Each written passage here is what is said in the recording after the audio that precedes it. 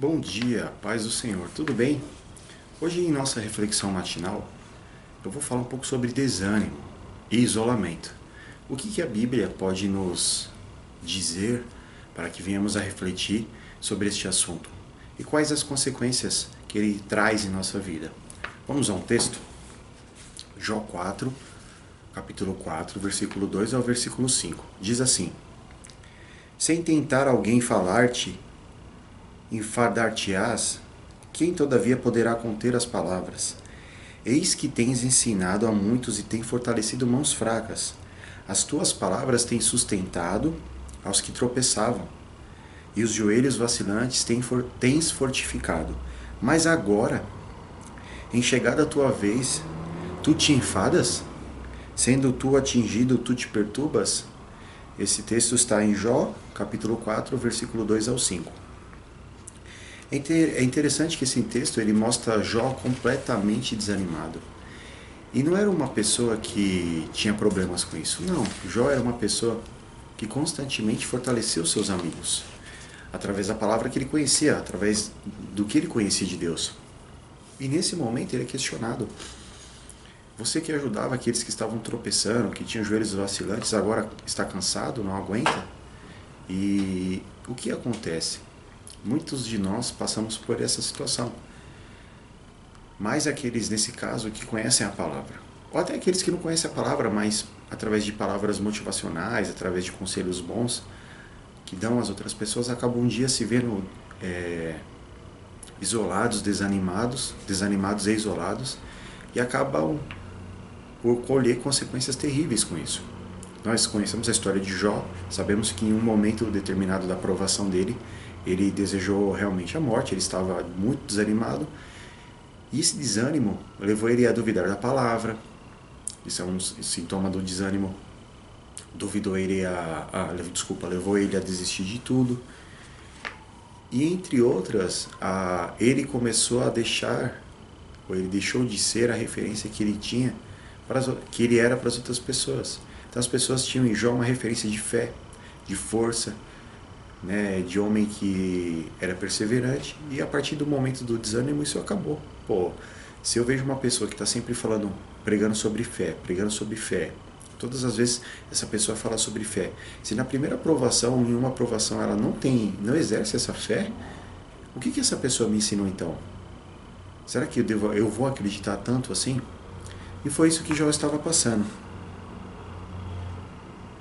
E é engraçado que todas as vezes que o desânimo bate, uma das consequências é o isolamento. Por exemplo, no caso de Elias. Elias, o profeta que derrotou os 400 profetas de Baal e foi ameaçado por Jezabel. A palavra diz que ele saiu daquela cena depois que Jezabel falou que no dia seguinte seria feito o mesmo a ele do que ele fez aos profetas dela. E ele desanima. E é engraçado que quando o cristão desanima, ou o ser humano desanima, ele se isola. E quando ele se isola, além de se isolar, ele tem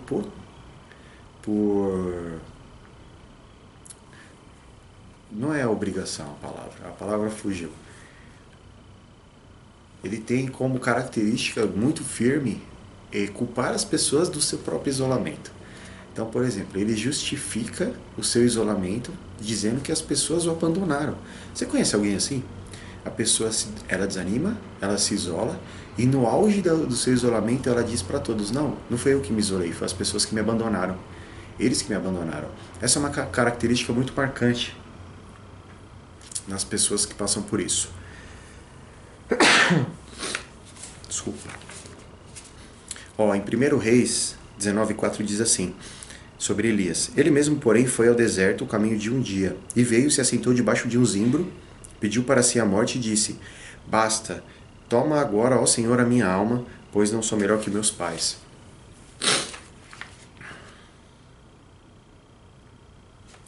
E engraçado, né, embasando o que eu disse para vocês, depois do desânimo vem o isolamento. Em 1 Reis 19, 3b diz assim, e chegou a Berseba, Elias, tá? Chegou a Berseba, que pertence a Judá, e ali deixou o seu moço. Que engraçado, né? No momento que ele precisava ter alguém ali para ajudar ele, para ser apoio, ele simplesmente abandona o seu ajudante ali, o seu escudeiro. Agora, o que a palavra fala sobre quem toma uma atitude dessa? No livro de Provérbios, que é da sabedoria de Salomão, diz assim: o solitário busca o seu próprio interesse e insurge-se, ou seja, se revolta, né, vai contra a verdadeira sabedoria. Então não é sábio se isolar. O desânimo leva você a tomar atitudes que não são sábias. Então procure sempre, no momento de desânimo, buscar ajuda, não se isola. Você não vai se transformar o centro das atenções. Tem algo muito interessante que eu costumo comentar, é que a palavra diz assim, né? Estais enfermo, chame os presbíteros. E o que acontece com a gente? Quando nós ficamos desanimados ou ficamos enfermos, nós não chamamos ninguém, não avisamos a ninguém.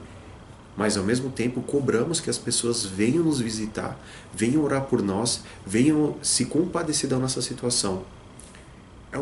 É uma situação complicada, não acha? É uma atitude, uma postura controversa, confusa, e não é de Deus isso. Porque se a palavra diz, estais doente, chame os presbíteros, significa que ninguém tem a obrigação de adivinhar se você está doente ou não, se eu estou doente ou não, ou desanimado, ou precisando de alguma coisa. Nós devemos ser humildes o suficiente para chegar a uma pessoa e falar, em nome de Jesus, me ajuda, estou desanimado, eu preciso de ajuda, eu preciso de uma oração, ora comigo, me fortalece nesse momento, né? Caminha comigo, eu preciso de você.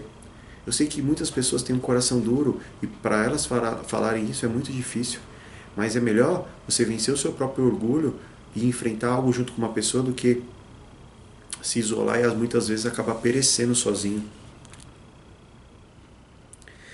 E como é interessante, né? As pessoas falam, estou sozinho, ninguém mais, todos me abandonaram, né? E foi o que Elias falou para Deus. Falou, Deus, eu estou aqui porque só eu sobrei, só sobreviveu eu estou aqui, eu não sou melhor que os meus pais. Deus fala para ele, opa, pera aí, amigão, tem mais 7.000 lá que não se dobraram. E a tendência daquele que está isolado é realmente olhar somente para dentro de si, não enxergar mais nada. Então, o isolamento, né, ele, por conta do desânimo, ele causa cegueira. Então o cara fica cego, completamente cego. Olha o que Elias disse, 1 Reis 19:10.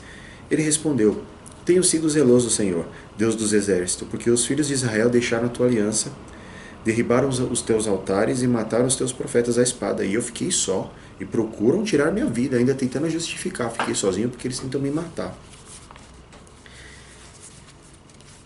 É impressionante, então, como a questão do desânimo pode nos levar a um isolamento realmente maligno.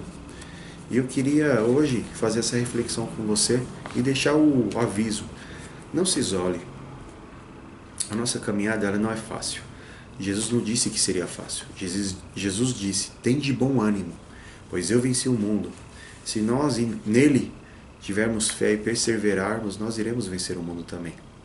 Então não desanima, não se isole. Não existe uma igreja de um homem só.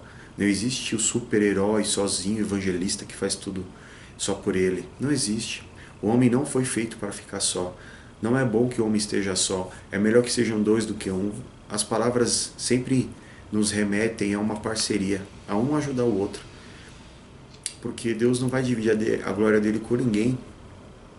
E a história mostra que todas as vezes que algo foi derramado sobre a vida de uma pessoa só, esse algo ou se perdeu ou foi corrompido. Então, para o nosso próprio bem, ouça o conselho do Senhor Jesus, não se isole. Lembre que os 70 foram enviados de 2 em 2. Né? Lembre que Jesus falou, sejam sempre 2 em 2. Então não se isole, não deixe o desânimo te destruir. E não fique também na autocomiseração. Ó vida, ó céus, só eu estou aqui, ninguém liga para mim. Lembre-se da palavra que eu disse. A palavra de Deus fala, estais doente, chame os presbíteros. Chame. Você deve procurar ajuda. Tá bom? E a ajuda maior que nós podemos ter, é lógico, é no Senhor. Mas o Senhor usa as pessoas também para nos edificar e para nos orientar. Então, essa é a nossa reflexão matinal de hoje. Espero que vocês tenham sido abençoados, como eu fui. Deus abençoe. Um bom dia.